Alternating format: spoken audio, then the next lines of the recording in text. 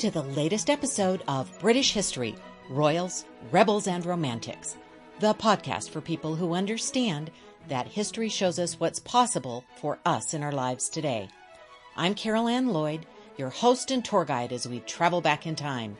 We're shaking up history to look at the stories that don't always make the history books, to consider famous and infamous characters in new and interesting ways, and to look for all the things that we share, even when we're living in different times and places. I hope you enjoy this journey through the royals, rebels, and romantics of Britain. Now, let's explore history together.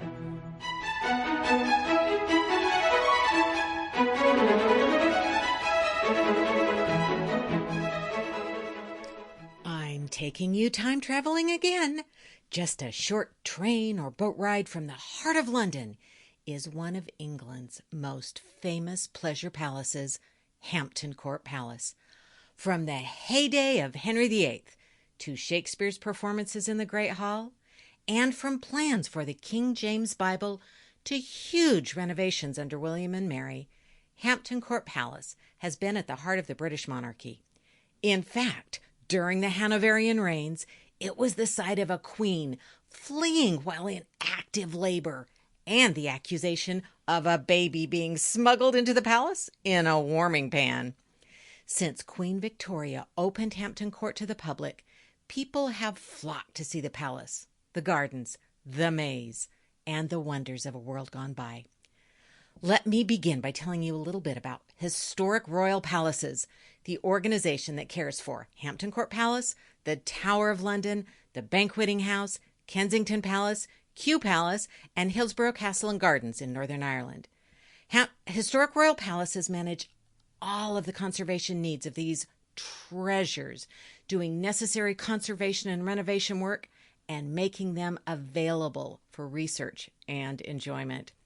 With the pandemic, these sites have been hit hard as visitors have been banned or severely limited.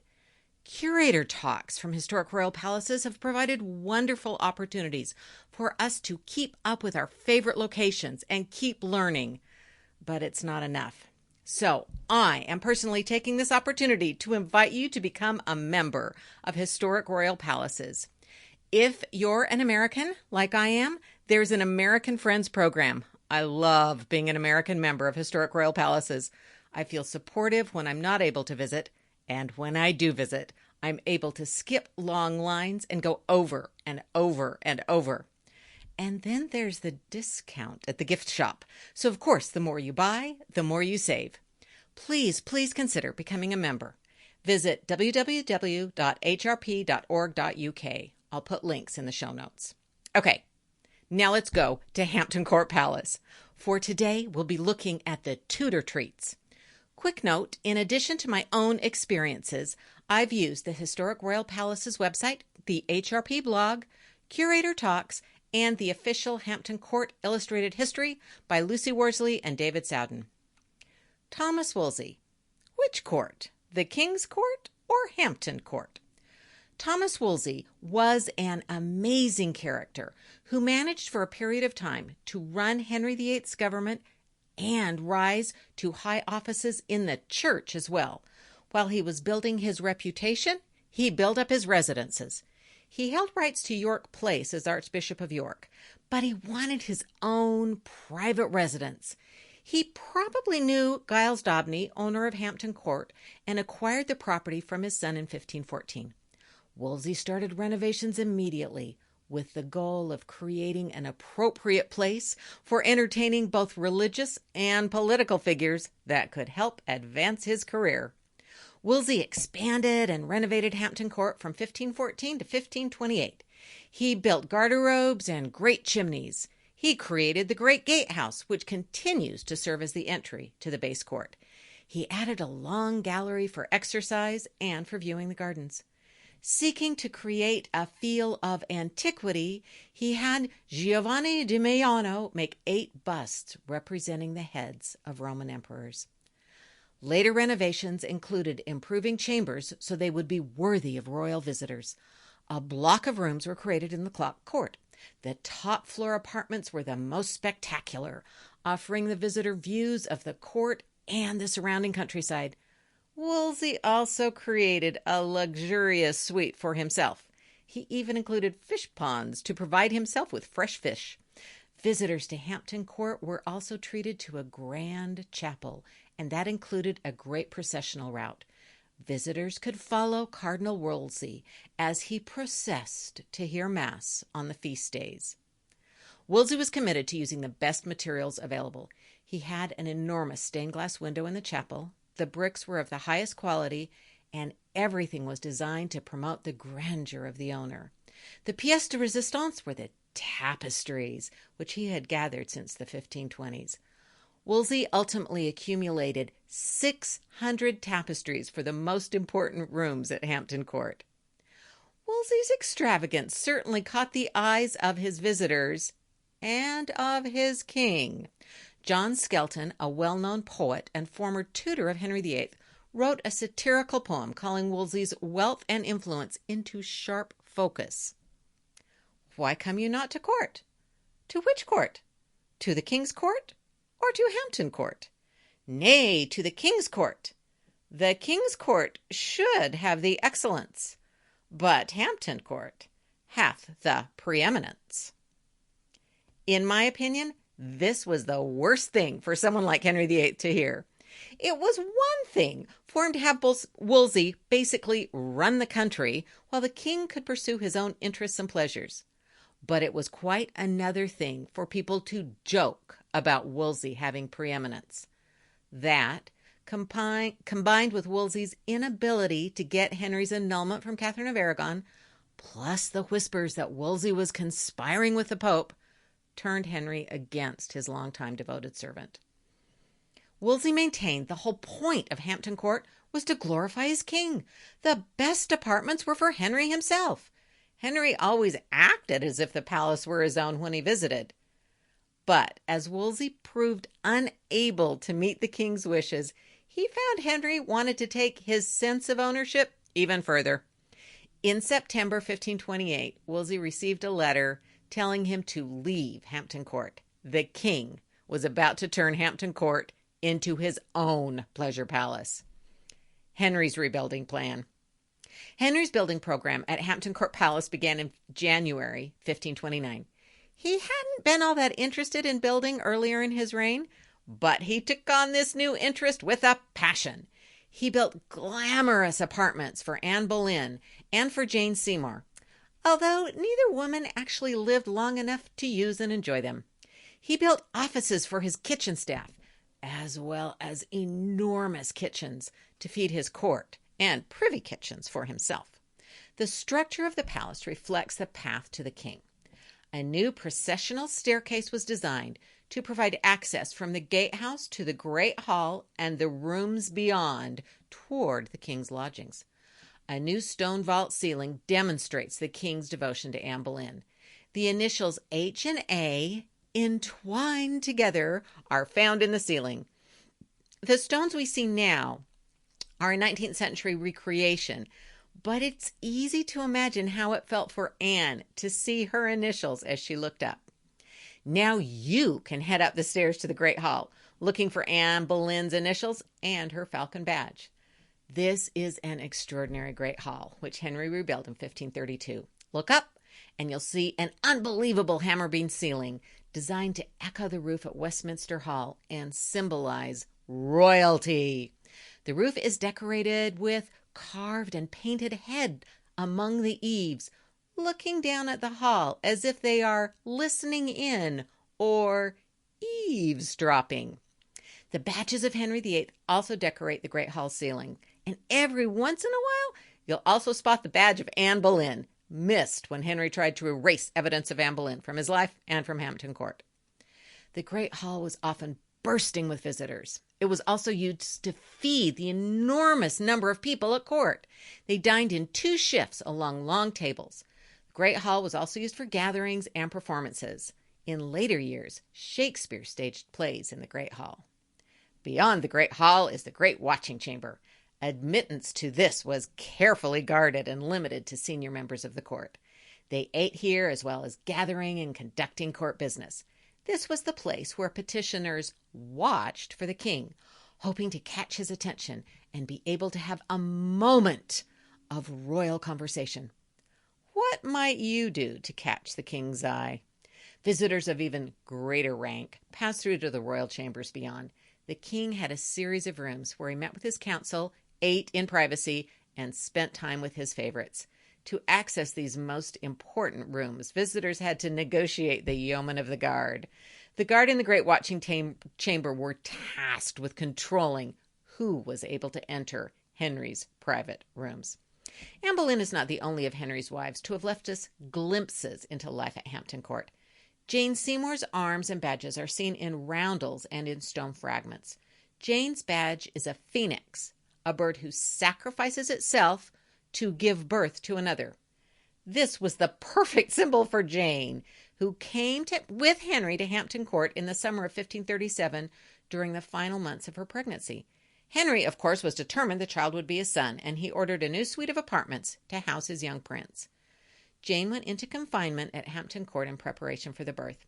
After a very difficult delivery, Edward was born 12th of October, 1537. The entire country rejoiced at the birth of a prince. An elaborate christening followed on the 15th of October in the Chapel Royal at Hampton Court.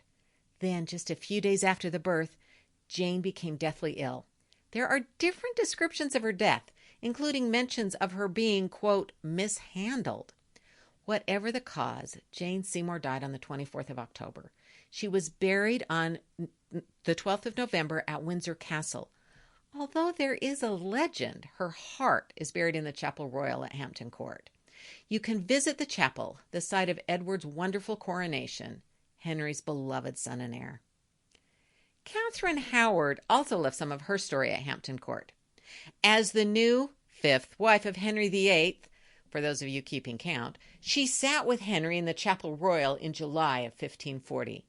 After a successful progress around the country, the royal couple returned to Hampton Court, where Henry gave public thanks for his beloved wife. But little more than a year later, while at Hampton Court, evidence came to light that Catherine had a more active past than the king had believed. In fact, the king had created his own version of Catherine Howard that stoked his ego, and that was a version of a young girl who was his alone. Devastated by the truth of her past and her possible relationship with Thomas Culpeper, the king turned against her. The ghost of Catherine Howard is said to haunt Hampton Court, particularly the haunted gallery, where she is said to have run crying in an attempt to beg Henry for mercy. There is some question whether this would have been possible in that space, but people still claim to have seen and heard the teenage queen. Might you get a glimpse of her? Sixth and final wife Catherine Parr also left her mark on Hampton Court Palace. After Catherine Howard, the king gave up wife hunting for just a bit. Eventually, he got lonely. His choice was Catherine Parr, a twice-widowed woman who was intelligent, lively, attractive, and kind. They were married at Hampton Court Palace. Catherine was a particularly good stepmother. She'd been an excellent support for her second husband, Lord Latimer's children, and she was the same for the king's. One of my favorite spots at Hampton Court is the gallery where the portrait hangs of the king's family. This painting was created around the same time that Henry brought his two daughters back into the succession. The portrait shows the family, including Mary and Elizabeth, but with an important distinction. Instead of Catherine Parr, who was married to Henry VIII at the time, sitting next to the king is Jane Seymour. Well, she is the mother of Prince Edward. Even so, Catherine Parr's efforts to bring the king's daughters back to court were important, and she spent the Christmas of 1546 to 47 together with them as the king was ill and away from court.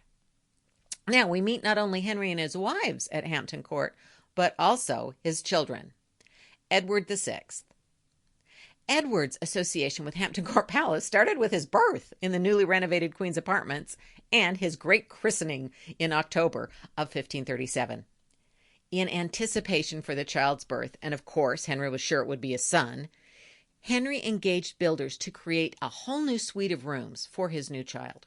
Records show that the king was so eager that the builders hurry up and finish before the baby was born that he paid extra and provided candles so they could work through the night. Historic Royal Palaces tells us that these sumptuous apartments were located in the north range of Chapel Court. The layout was similar to the king's own suite of apartments.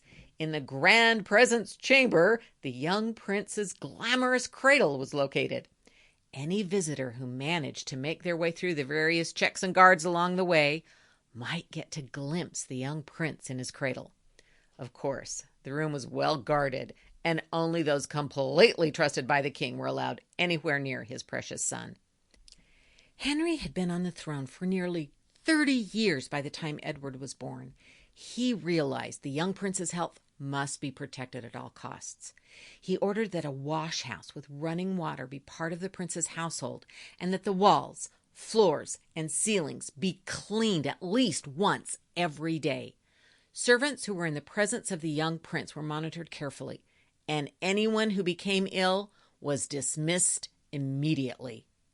One special group of servants for Prince Edward were his rockers, the women who rocked his cradle and comforted the prince. Prince Edward had a day nursery where he spent most of his days with his rockers and other caregivers. Mary I. Mary I treated Hampton Court as a bit of a pleasure palace after her wedding. She and Philip of Spain were married in Winchester in 1554 and spent their honeymoon at Hampton Court. The next year, Mary chose Hampton Court Palace as the spot for the birth of her first child. She had considered Windsor Castle, which was a more secure location. However, Hampton Court was larger and offered more accommodations for all the members of her court. Once the Queen went into confinement, protocol dictated that she and her court remain until the child was born. However, as weeks turned into months, no child arrived. The nature of Tudor living meant that the court had to keep moving because after a period of time, the palace would be so overcome with filth it would be uninhabitable. Eventually, Mary came out of confinement, devastated that she had not really been pregnant, and the court moved on. It would be the first of 2 phantom pregnancies Mary would suffer, so the notion of Hampton Court as a pleasure palace faded by the time of her death in 1558. Elizabeth I. Let's go back to that family of Henry VIII portrait that hangs in the gallery. It's by an unknown artist and thought to have been painted around 1545. By that time, Henry had returned both daughters, Mary and Elizabeth, to the succession, and they're in the portrait. But my favorite thing is the portrait of young Elizabeth. I'm fascinated by Elizabeth's memory of and thoughts about her mother, Anne Boleyn. In this portrait, Elizabeth appears to be wearing an A necklace that likely belonged to her mother. I've spoken to guides at Hampton Court about it, as well as my favorite all-time favorite historian, Professor Susanna Lipscomb, and most people agree there's a very good chance Elizabeth is wearing her mother's necklace. Back when Mary I was awaiting the birth of her child, as she thought, Elizabeth was summoned to Hampton Court. Some people think that Mary wanted to have Elizabeth right there to see the birth of the baby that would replace Elizabeth as heir to the throne. Later, Elizabeth caught smallpox at Hampton Court Palace. Although she and her court visited frequently, it may not have been her favorite palace. Last year, I was able to see the Bacton altar cloth display at Hampton Court. This gorgeous piece of embellished silk fabric is thought to be part of a dress worn by Elizabeth I in the rainbow portrait. It seems that the dress or a part of it was sent to the village of Bacton in memory of Blanche Parry, one of Elizabeth's longest-serving ladies-in-waiting. The cloth was kept safe for hundreds of years as an altar cloth and just recently identified as a rare surviving piece of 16th century clothing. What an amazing reminder that bits of the past might still be among us, hiding in unexpected places, waiting to teach us new things. There's even more to see at Hampton Court. The wonderful Tudor kitchens, the King's wine cellar, the maze, all the gardens, the Tudor tennis court, and of course the other part of the palace, featuring William and Mary and the Georgians. It's as much of a pleasure palace for visitors now as it was in the days of Henry VIII. So as soon as we can all travel again, let's meet up at Hampton Court. Thank you for listening. If you enjoyed today's podcast, please share with a friend. Do send any questions or comments. I'd love to hear from you where we should explore next. And please subscribe and leave a review. I'd really appreciate it. I'm so glad we could explore history together. Till next time.